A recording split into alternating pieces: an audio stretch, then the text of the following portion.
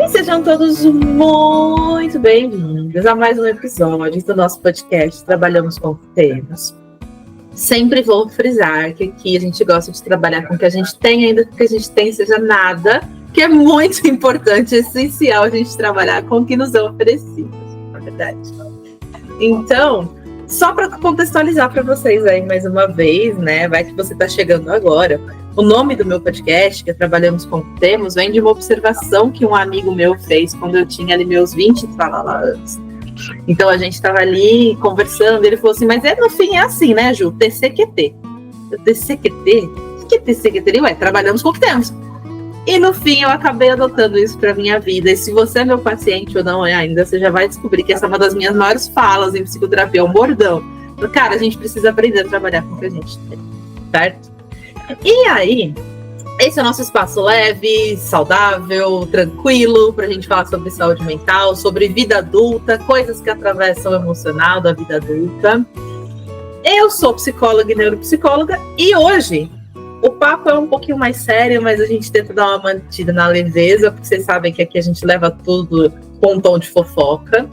E a gente vai falar sobre a importância de pedir ajuda. Cara, eu fiz uma sessão ontem com uma paciente minha, que ela girou em torno de tudo isso, de pedir ajuda. Inclusive, eu vou mandar esse podcast para ela, direcionado depois, para você, tá? Vou direcionar. E aí foi em torno disso, do pedir ajuda, do tipo assim, será que vale pedir ajuda? Será que não vale? Por que pedir ajuda, né? E por que pedir ajuda não é um sinal de fraqueza, mas de inteligência emocional e até de saúde cerebral? Para isso, eu não vou fazer sozinha. Claro que não, vocês já estão vendo a carinha dela aqui. Então, eu chamei uma das pessoas que eu mais admiro o trabalho nesse mundo. Cara, eu acho que ela e a Daiane, que é outra psicóloga que eu já trouxe aqui, as duas, 80 km por hora, cara, são pessoas assim que eu admiro demais trabalhando. Então, psicóloga, maravilhosa, lindíssima, cheia de experiência, uma pessoa incrível, Gabriele Matheus. Seja muito bem-vinda. Obrigada, Ju. E só para constar, trabalhar com você também é maravilhoso, porque tanto que eu te admiro, menina, tu não tem ideia. É recíproco. Que bom, eu fico feliz.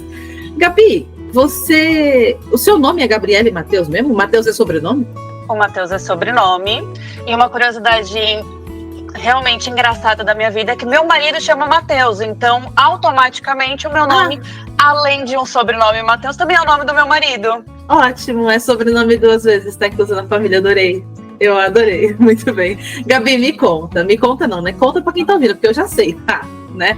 A gente tá junto nessa parada o quê? 2021, 2000, foi mais ou menos assim, né? Acho que eu te conheci em 2021. Então, tamo aí, 4 anos nessa caminhada. Agora me conta um pouquinho pra quem tá ouvindo ou vendo a gente. O que você faz da sua vida, gata? Além de ter belíssimas madeixas vermelhas, vai.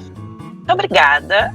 Bom, além de cuidar de 2 crianças, uma de 3 anos e uma de 3 meses. Que já é trabalho por demais, não é, meu povo? Vamos combinar. E acho que isso é o que, um adendo ao tema do podcast, é o que mais me ensinou a pedir ajuda na minha vida. Foi ter essas 2 criancinhas aqui para cuidar. Muito bem. Acho que o meu trabalho também, eu trabalho com psicoterapia infantil desde... Bom, vamos contar tempo de formação, 6 anos, mas durante a graduação também eu só realizei atendimento infantil. Então, desde a época da faculdade, eu só trabalho com crianças. Não é exclusivo, tenho pacientes adultos também, mas meu foco principal é o atendimento infantil. Uhum. E, ultimamente, minha última formação foi em ABA, Análise do Comportamento Aplicada, para trabalhar com os pequenos autistas.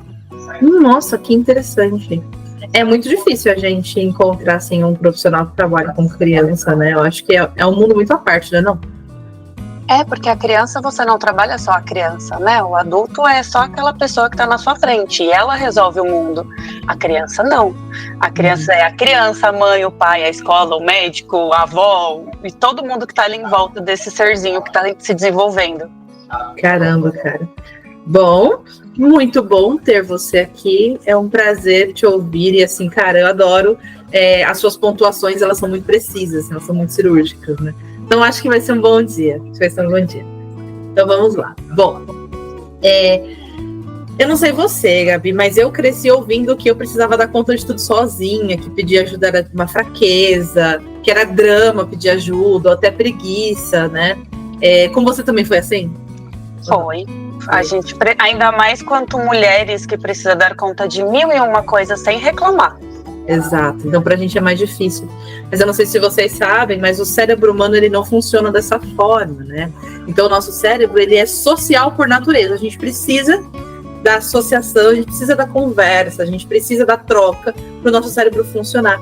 E pedir ajuda ele pode ser um fator protetivo contra ansiedade, depressão e burnout, que são 3 tópicos bem presentes na nossa vida quanto psicólogo, a gente ouve muito isso, né? Então, pacientes que passam por problemas de ansiedade, de depressão, ou até mesmo pela síndrome do esgotamento. Pedir ajuda pode ajudar com isso. Então, um pouquinho de contexto aí, um pouquinho de neurociência, né? A verdade é que o cérebro da gente ele é feito para viver em grupo, ele se regula no contato com o outro, né? Então, quando a gente conversa, quando a gente é ouvido com empatia, o nosso sistema límbico, que é o centro de controle das emoções, ele se acalma. E isso acontece porque o cérebro entende que ele está seguro, né? Por isso que terapia é um negócio tão bacana, porque a gente está sendo ouvido com empatia, né? E aí, além disso, o apoio social, ele ativa regiões ligadas ao prazer e ao pertencimento. Então, quando a gente tem apoio, existem regiões do nosso cérebro que são ativadas para isso, né? Por exemplo, o córtex pré-frontal, maravilhoso, lindo, porque se vocês não sabiam, voltem 3 casas, voltem 2, voltem 5 casas, que eu falo do córtex pré-frontal aqui como se ele fosse a coisa mais perfeitinha do universo, e para mim ele é mesmo. E aí a gente produz, nesse contato, ocitocina. E a ocitocina é o hormônio do vínculo. É o hormônio que ele reduz o nosso estresse e fortalece essa sensação de conexão. Cara, cérebro é um negócio maravilhoso. E o que é mais interessante de tudo isso? Esse tipo de interação não só alivia uma dor emocional, mas promove neuroplasticidade.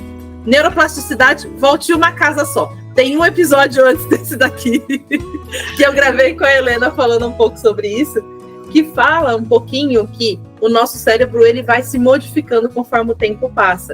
Ele aprende, ele se autorregula melhor, ele sai do modo de luta ou fuga, né, que é a ativação da amígdala, e entra num estado de mais clareza e equilíbrio. Assim. Então, pedir ajuda não é só emocionalmente importante, é neurologicamente inteligente, entendeu? Fora a redução do cortisol, né, Ju? Que também é o hormônio do estresse.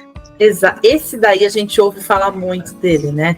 Então, por que o hormônio do estresse está presente na nossa vida? Porque a nossa amígdala, ela vai, mais uma vez, falando de amígdala, volte 8 casas, temos um podcast com a Larissa que a gente falou de ansiedade, foi só amígdala para todo lado. E só para constar, a amígdala não é da garganta, tá, gente? Isso, muito importante, né? Então, quando a gente fala de que a amígdala está hiperativada, ela produz uma maior quantidade do hormônio do estresse, que é o cortisol. Obrigada, deu branco. E aí, quando a gente fala do cortisol, a gente está falando de uma coisa que ela pode ser, inclusive, infecciosa para o nosso corpo. Então, quando você fica com o cortisol muito alto, você fica intoxicado, né? Então, é extremamente importante. Nossa, quanta coisa para pedir ajuda, dar uma aliviada, né, menina? E foi de louco, simples, né? É uma coisa tão fácil de fazer na teoria. Ai, obrigada. Eu ia falar, será mesmo que é tão simples quanto parece? Muito bem, Gabi, para começar, por que é tão difícil para a gente pedir ajuda, mesmo quando tá claro que a gente não tá dando conta? Acho que para começo a gente já deu uma boa introdução, que é a questão da nossa sociedade. A gente vive numa cultura onde pedir ajuda é sinônimo de você não dar conta daquilo que está fazendo. E se você não dá conta, você não é bom o suficiente para estar nesse espaço. E aí vem o problema do perfeccionismo, porque todo mundo hoje em dia tem a ideia de que dá para ser perfeito, mesmo isso sendo impossível e eu não conhecendo ninguém perfeito, as pessoas têm essa ideia de que dá para dar conta, dá para ser perfeito. E fora outras questões, como vulnerabilidade, mostrar suas dores, mostrar que você não consegue fazer tudo na vida, o medo de ser julgado, porque dependendo do espaço que você pede ajuda, a primeira coisa que vai acontecer é aquele olhar torto para você de E aí a pessoa não consegue fazer, né? Não consegue dar continuidade. Fora que a gente também tem um histórico familiar, às vezes, como você disse, somos ensinados pela nossa família que a gente não pode pedir ajuda. E o problema, acho, maior desse rolê todo é quando você tenta pedir ajuda e o que você recebe em troca é uma coisa muito traumática, é uma experiência muito ruim, porque recebeu isso, a chance da pessoa pedir ajuda novamente, ela é reduzida assim a quase zero. A ideia é que ela vai ter sempre essa experiência traumatizante. A pessoa sempre vai dizer coisas que ela não quer ouvir, ou vai diminuir ela, vai mexer na questão da autoestima, na questão de ser perfeito. E isso faz a pessoa detestar o fato de ter que pedir ajuda para qualquer um que seja. O que é essa coisa que é falado para quem pede ajuda e faz com que ela seja traumatizada, assim? Na TCC ou na análise do comportamento, a gente chamaria de punição ou de reforço negativo, que é o que faz a gente não querer repetir aquele tipo de comportamento. Então a pessoa vira para você e fala: nossa, mas você não consegue fazer isso? É tão simples. Putz, é pior que um não. Então da próxima vez que eu for pedir ajuda, se você não quiser me ajudar, você fala não, mas não fala esse comentário. Normalmente esse comentário a pessoa até te ajuda, mas vem com isso: nossa, é tão simples, como você não consegue fazer? E isso dói mais, porque mostra o quão incapacitante, o quão ruim você é, que não consegue fazer uma coisa tão simples na sua vida. E aí jura que você vai pedir ajuda de novo? Não vai. Caramba, já começamos com o quê? 5 pedradas na cara. Muito bem, tô entendendo. Tem uma diferença entre apoio social e dependência emocional, Gabi? Como pedir ajuda sem sentir-se culpada ou sem se sentir pesado? Qual que é a diferença de apoio social e dependência emocional? Olha, vamos começar pelo apoio social, que é o nosso mundo perfeito, né? O apoio social é aquela relação saudável que você tem com as pessoas que estão à sua volta. Então, seu terapeuta ou uma pessoa que você confia muito, um amigo. E nessa relação você consegue pedir ajuda, oferecer ajuda, escutar, ser ouvido. Você consegue deixar as coisas muito bem equilibradas. É realmente uma troca. Não é só um lado fazendo. E você sente que nesse meio, pedir ajuda não é fraqueza. Na verdade é conexão. É mostrar que eu confio em você. Não é só me ajuda por ajudar, eu confio em você a ponto de falar para você a minha dor e esperar que você consiga me dar um amparo sem me julgar. Diferente da dependência emocional. Porque na dependência emocional, a base é que você tem que ser perfeito para que aquela pessoa não vá embora da sua vida.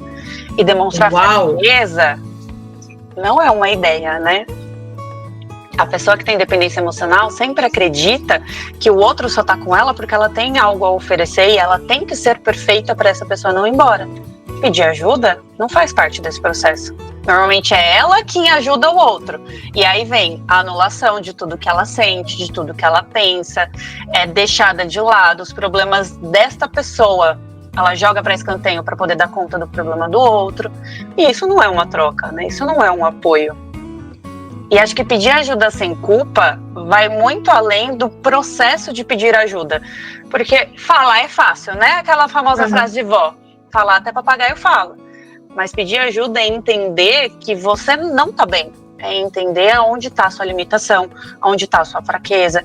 É ter compaixão com você mesmo, de falar: cara, não tô dando conta. Eu preciso de que alguma coisa aconteça nesse meio que não dependa de mim. É o famoso delegar trabalho.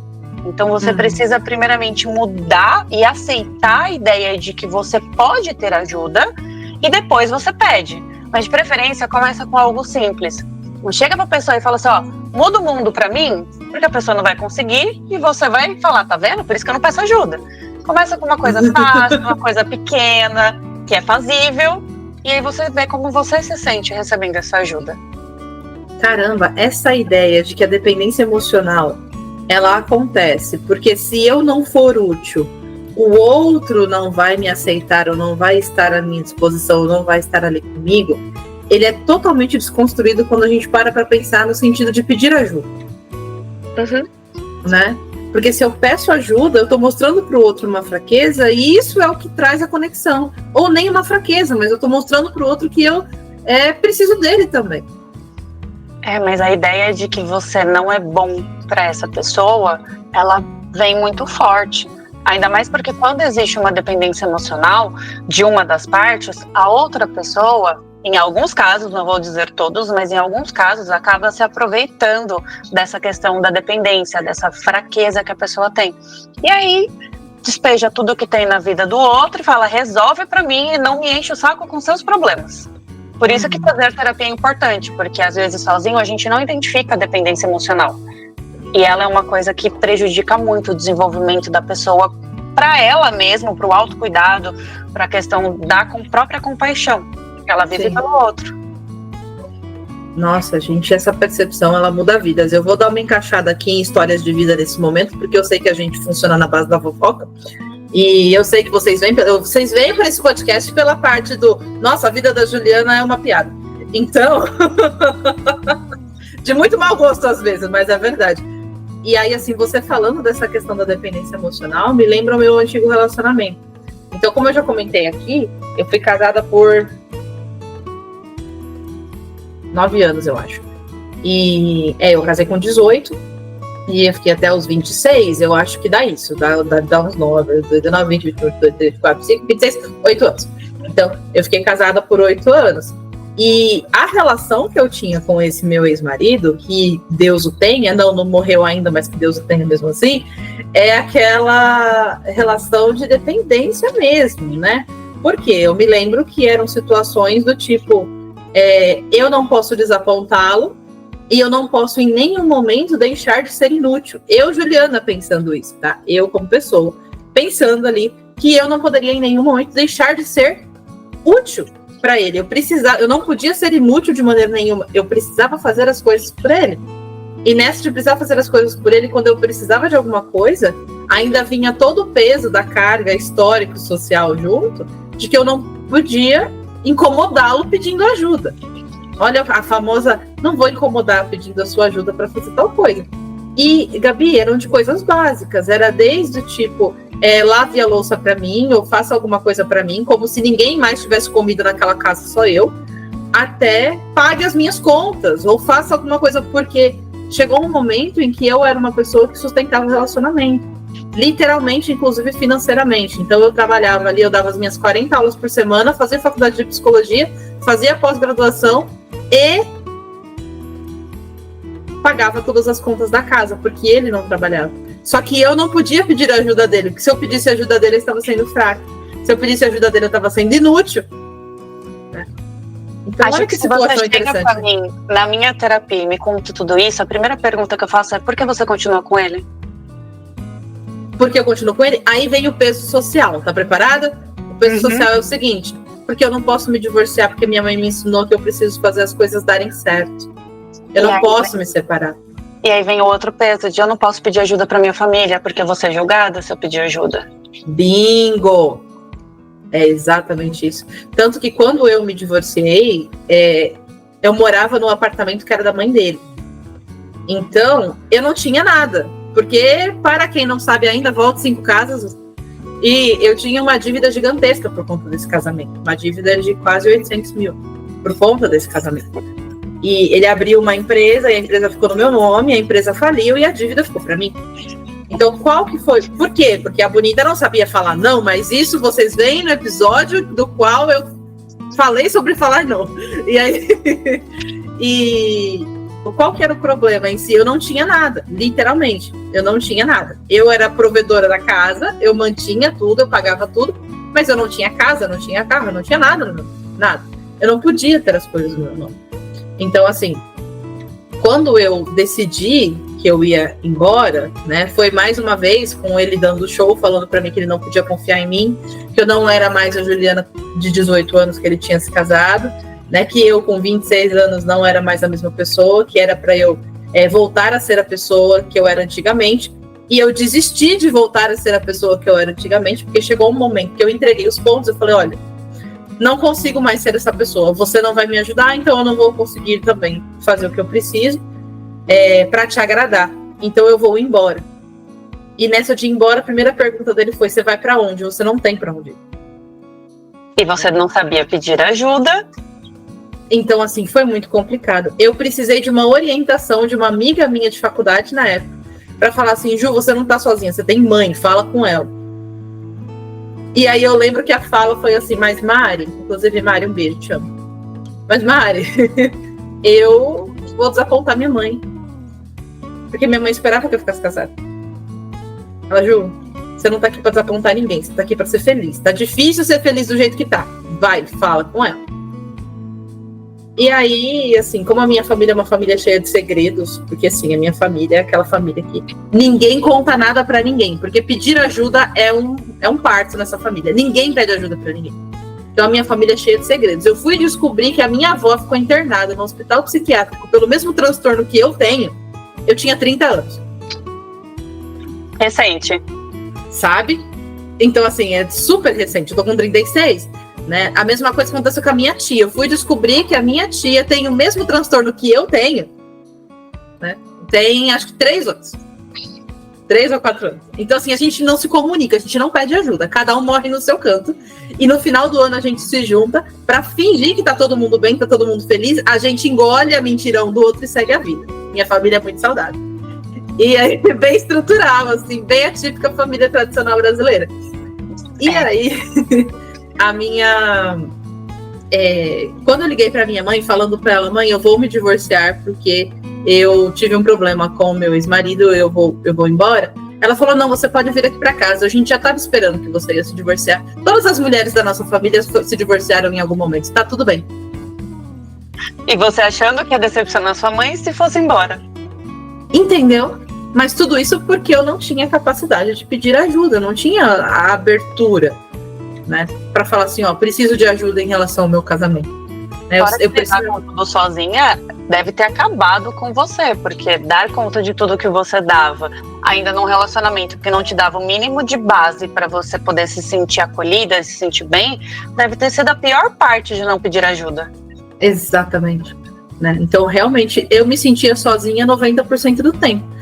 Junto com tudo isso, a gente tinha um não diagnóstico de transtorno bipolar, que não estava sendo tratado na época, porque eu ainda estava sendo tratada como uma depressiva. Então, eu estava tomando remédio para depressão, que potencializa o efeito do transtorno bipolar. Então, pensa como que estava a cabeça da palhaça aqui, no caso. Né? Que bom que no final você conseguiu pedir ajuda. Que bom que a Mari, muito obrigada por ter salvado a Juliana, conseguiu fazer você pedir ajuda para sua mãe, porque você descobriu que, na verdade, a idealização que você tinha da vergonha e da vulnerabilidade estava errada. Pois é. É isso, gente. Fofocas da minha vida, entendeu? Juliana, e hoje como estão as coisas? Não, gente, hoje tá tudo bem. Depois eu me divorciei, eu tava com 26, com 28 eu conheci um outro rapaz, que é o meu atual marido. Um amorzinho, muito bacana. Eu acho que eu já devo ter contado essa história aqui em algum outro momento. Quando a gente decidiu que a gente ia morar junto, ele falou assim pra mim, a casa tá liberada pra gente poder limpar lá, pra gente poder mudar. Eu falei, não, tudo bem, eu vou chamar minha melhor amiga e aí a gente vai. Aí ele, por quê? Aí eu, porque alguém precisa limpar a casa, então eu vou chamar minha melhor amiga e a gente vai lá limpar. Aí ele, mas ela vai morar lá? Aí eu, não, peraí, calma, tô perdida aqui. Aí ele falou assim, não é ela que vai morar lá, sou eu e você, então a gente vai fazer isso juntos. Você esqueceu? A gente aqui não ajuda um ao outro, a gente é um parceiro. A gente faz as coisas da melhor forma. E essa é a diferença de dependência emocional e de uma relação social saudável. Você descobriu um relacionamento saudável, Ju, parabéns. Venci na vida. É uma sensação muito diferente. Assim, no começo parece que é o caos, que a gente vai fazer tudo errado e a pessoa vai embora pelo trauma do antigo, mas realmente é uma ideia de vencer na vida. É isso mesmo, né? Então, assim, hoje realmente nós somos muito parceiros. Então, aquela situação de quando um não consegue fazer, o outro faz. Quando um tá fazendo, o outro fala, pô, valeu, eu não ia conseguir fazer. E a gente consegue fazer as coisas caminharem. Não à toa que, assim, foi depois dele que eu consegui pagar a dívida que meu ex deixou comigo. Uma ajuda, o pedir ajuda te traz benefícios. Você se sente mais leve para dar conta até de coisas simples do dia a dia. Partindo disso, te pergunto, Gabriele Matheus, do ponto de vista psicológico, assim, o que um apoio de uma rede, tipo amigas, família, terapeuta, provoca de positivo no nosso emocional? vamos começar pela validação, né? Porque quando você pede ajuda e você tem ajuda, você valida essa ideia de que você é compreendido, de que a sua experiência é legítima, de que o seu cansaço é legítimo, e aí você se sente melhor. Fora a regulação emocional, porque ter alguém para compartilhar dores e alegrias, né, ajuda a gente a passar pelas essas dificuldades, porque sozinha você tem uma sobrecarga mental muito grande, e dividindo com alguém, consequentemente você divide a carga mental. Fora que você tem um desenvolvimento da sua autoestima emocional, porque você sente que dá certo você falar com as pessoas, dá certo você ter uma rede de apoio. Autoestima emocional, gostei dessa palavra. Eu inventei agora. Eu gostei. Quando só sai assim, ó. Ficou muito bom, guarda que é boa, autoestima emocional, porque autoestima é o que você pensa a seu próprio respeito como pessoa, mas o que você pensa de você mesmo emocionalmente, né? Isso é validado a partir das relações. Nossa! Exatamente. Gostei. Então a gente precisa fazer isso, a gente precisa pedir ajuda para o nosso cérebro entender que a gente tá bem, né? A gente não tá a todo momento em estresse, a gente não tá a todo momento num mundinho onde tudo dá errado. Porque quando a gente não pede ajuda, tudo dá errado. Então a gente tem que sair dessa bolha, ter pessoas que a gente confia e conseguir entender realmente que a gente pode pedir ajuda, tá tudo bem. Nosso estresse diminui, a gente aprende a ter resiliência, a gente aprende a ajudar o outro de maneira saudável, porque também a gente aprende a dizer não quando a gente pede ajuda. A gente entende o nosso limite. Então, psicologicamente, pedir ajuda é a coisa mais maravilhosa que tem dentro da terapia. Ai, gente, muito bom. E no cérebro da gente? O que acontece quando a gente se sente acolhido? Vai lá, gaste todas as suas informações sobre o cérebro. Vai lá. Você já falou tudo no começo. Acho que o principal, o hormônio do vínculo, esse acho que é o principal, assim, que a gente tem que ter. Que é a ocitocina. Ela libera, ela faz conexões, ajuda a gente a fazer conexões, né, no nosso cérebro, e entende que a gente tem uma sensação de segurança. Quando essas conexões são feitas e quando ela entende isso, o nosso cérebro entende isso, é quase uma sensação de segurança, de confiança, de bem-estar, reduz a nossa ansiedade. Então, o medo de que as coisas vão dar errado, quando a gente pede ajuda e o nosso cérebro libera a ocitocina, a ansiedade diminui automaticamente. O cortisol, que também, né, faz esse movimento. A gente pede ajuda e reduz o cortisol, que traz pra gente uma clareza mental muito maior. Então a gente consegue visualizar, às vezes, o problema de uma forma mais ampla, mais detalhada e chegar numa solução mais simples. Porque às vezes a gente não precisa pedir ajuda pro coleguinha para que ele faça a ação por nós. Às vezes só o fato de sentar e discutir o caso com a pessoa já ajuda nisso. A gente reduz o cortisol, tem essa clareza e consegue chegar numa resolução mais fácil. E aumento da dopamina e da serotonina. Isso faz a gente sentir que a gente é ouvido, que a gente é visto, valida, né? Ativa o nosso sistema de recompensa do cérebro. A Ju que sabe onde fica o sistema de recompensa, eu sei que ativa. Então, ele libera esses neurotransmissores que são ligados ao prazer e traz um humor melhor para a pessoa diante disso. Fora que com essas experiências, né, de acolhimento, a gente tem uma segurança relacional, que é quando tudo isso que a gente falou, o nosso cérebro entende, ele associa que relações humanas são seguras. Não é um problema. Então, o nosso cérebro ele é muito inteligente para fazer essas conexões. A gente só precisa dar o primeiro passo. Porque se a gente ficar ouvindo o famoso pensamento intrusivo, sabe? Que agora virou moda e todo mundo diz. A gente sempre vai achar que a gente não presta para pedir ajuda, que é fraqueza. E isso faz a gente achar que a relação humana é um problema. E quando a gente pede, o nosso cérebro cria essas conexões, libera esse monte de hormônio e faz a gente entender que dá certo, é seguro, ajuda até a gente a curar traumas, ajuda a desenvolver confiança e reduz as nossas defesas emocionais. Sim. E você acha que o medo de ser vulnerável, que é uma coisa que aparece aí, né? Quando você fala da confiança nas relações humanas, o medo de ser vulnerável, ele ainda é um tabu, ele ainda existe, mas ninguém fala sobre ele. É um elefante branco na sala. Com certeza. E a terapia ajuda nisso, de alguma forma? Os dois, a resposta é com certeza. Porque mostrar-se vulnerável em uma sociedade onde tudo é baseado no quanto você dá conta no seu dia a dia é apavorante. A gente vive num meio onde eu preciso dar conta, agora eu vou falar da minha vida, eu preciso dar conta da minha casa, eu preciso dar conta dos meus pacientes, eu preciso dar conta dos meus filhos e ainda de quebra cozinhar, passar, lavar e fazer todo o resto. Pedir ajuda, né, para a sociedade, pedir ajuda para um homem, querendo ou não, a gente ainda vive numa sociedade machista. Falar pro meu marido, lave a louça, é como se eu estivesse assinando o meu atestado de que eu não presto para ser dona de casa. Então a gente tem que entender essa limitação. E na terapia, a gente ensina aos nossos pacientes que tá tudo bem não dar conta. E um exemplo é o próprio nome do podcast, porque trabalhamos com o que temos. E se a gente tem pouco e não é suficiente para uma situação específica, a gente tem que pedir ajuda. Porque às vezes o que eu tenho, o pouco que eu tenho misturado com o pouco que a Ju tem, faz a gente chegar numa conclusão que soluciona o problema que a gente está tendo no momento. Muito bom. Tá, e para quem tá ouvindo a gente agora e sente que tá no limite, mas não consegue dar esse primeiro passo para pedir ajuda, por onde que essa pessoa começa? Vou começar com uma pergunta. Você vai responder, você vai fazer o papel do ouvinte. Beleza, vai. Se você tá correndo, mas você sente que o seu corpo tá exausto, você já não tá conseguindo respirar, sente que suas pernas estão falhando, você já não tá mais conseguindo correr do jeito que você tem que correr, o que você faz? Eu paro. Então, aquela paradinha básica para terminar de morrer parado. Então, por que quando o seu corpo mostra que está no limite, você continua tentando dar conta de tudo? Acho que depois que a pessoa responder essa pergunta, a gente pode pensar que ela está no limite, que o corpo dela está pedindo ajuda e que se numa corrida, numa coisa física, ela consegue parar, sentar, beber uma água, descansar, por que não consegue fazer isso também na parte mental? Entender que não é a Mulher Maravilha e o Homem de Ferro é dar o primeiro passo para pedir essa ajuda.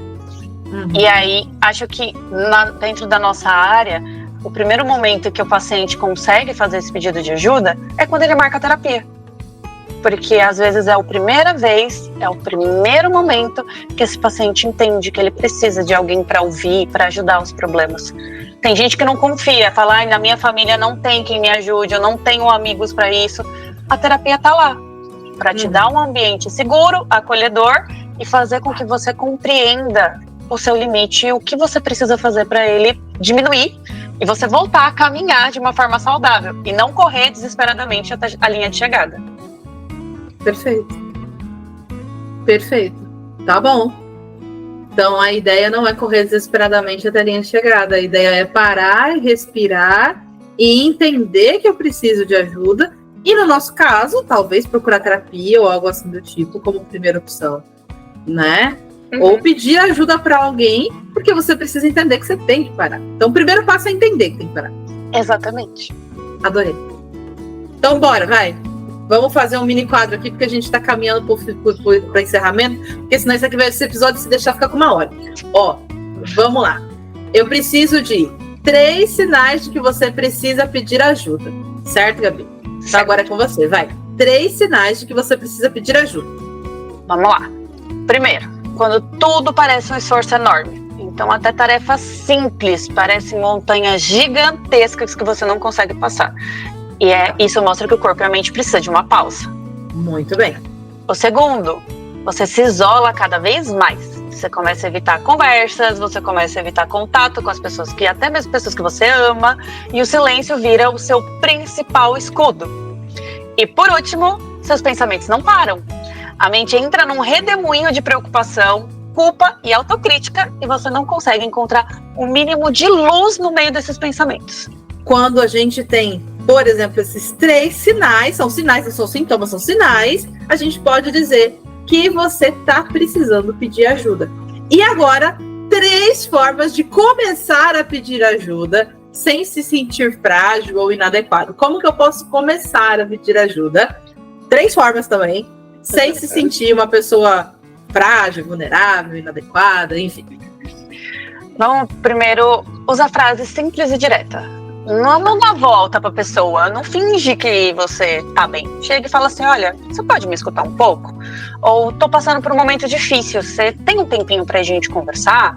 Bom. E mostrar a vulnerabilidade pro outro com maturidade, sem se sentir exposto, né? Vai com calma e aos poucos você vai aumentando. Simples e direto, entendi. O segundo, foca na conexão, não na perfeição. Você precisa que o outro te entenda, você não tem que ser perfeito pra ele. Você tá pedindo ajuda, você não tá entregando seu currículo para uma vaga de trabalho. Então... Desculpa, é que essa ficou muito boa. Perdão. Você tá pedindo ajuda, não é currículo. Não, você não tá preenchendo o LinkedIn, amigo. É só pedir ajuda. Então você pode ser imperfeito, você pode ser vulnerável, você pode falar errado. Porque tem gente que fala, eu não vou na terapia porque eu não sei explicar o que eu tô sentindo. Você não precisa explicar, você só precisa sentar e falar, olha, não tô bem. Às vezes o silêncio já é muita coisa. Conexão, não perfeição. Perfeito, muito bom, gostei. E por último, escolhe alguém de confiança. Não vai desabafar com seu vizinho que você mal conversa ou com aquele amigo que você sabe que vai espalhar para todo mundo. Tenha confiança em quem você está sentando para conversar. Fale com alguém que você sabe que gosta de você e que está pronto para te ouvir e que vai realmente te apoiar. Perfeito. Vamos buscar apoios no lugar certo, né? Isso. E se não achar ninguém à sua volta nisso, perfeito para tudo essas características mínimas possíveis, procure ajuda profissional. Seja um psicólogo, um psiquiatra, busque alguém que está ali exclusivamente para te ouvir. Muito bom. Muito bom. Temos 3 sinais e 3 formas de começar a pedir ajuda. Eu adorei. Cara, Gabi, você quer complementar com mais alguma coisa esse nosso assunto? Você tem mais alguma coisa que você gostaria de dizer? Eu acho que as pessoas, quando receberem esse episódio, talvez elas se sintam menos sozinhas, né? Porque elas vão saber que pedir ajuda é uma coisa mais natural e simples do que parece, né? Tem alguma coisa que você quer complementar, meu bem? Acho que é importante as pessoas lembrarem que se você tem de 12 anos para cima, você foi criado em uma sociedade em que pedir ajuda não é o ponto ideal. Então, todos nós já passamos por uma situação onde a gente precisava pedir ajuda e não conseguia. Você realmente não está sozinho. Mas continuar sem pedir ajuda traz mais dano durante a sua vida toda do que você parar agora e falar, preciso de ajuda.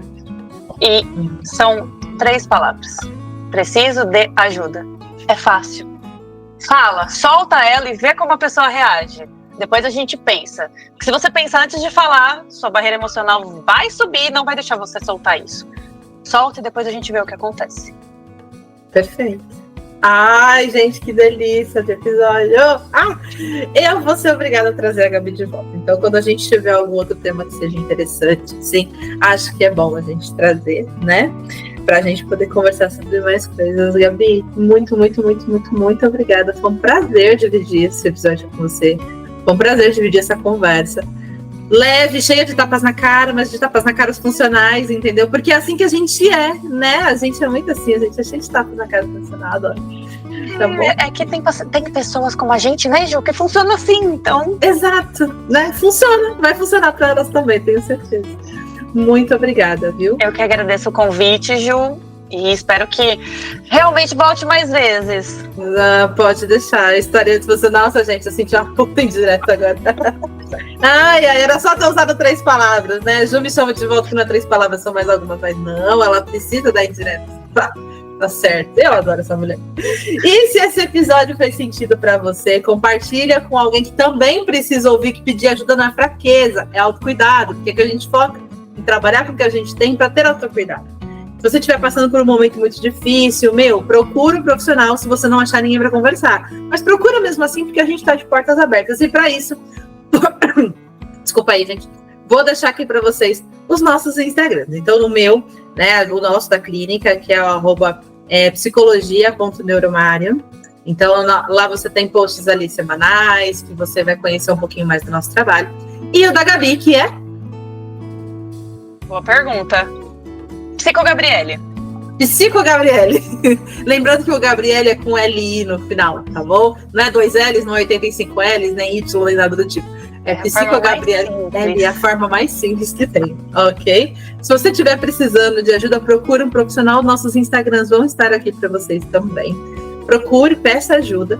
E se você não precisa, lembra sempre, você não precisa atravessar tudo sozinho, tá? A gente se vê no nosso próximo episódio. Foi um prazer inenarrável estar aqui com vocês hoje. Muito obrigada, Gabi, e até a próxima. Tchau. Ju. Tchau. E aí? Foi mais leve do que eu esperava. Viu? Você deixa as coisas mais leves.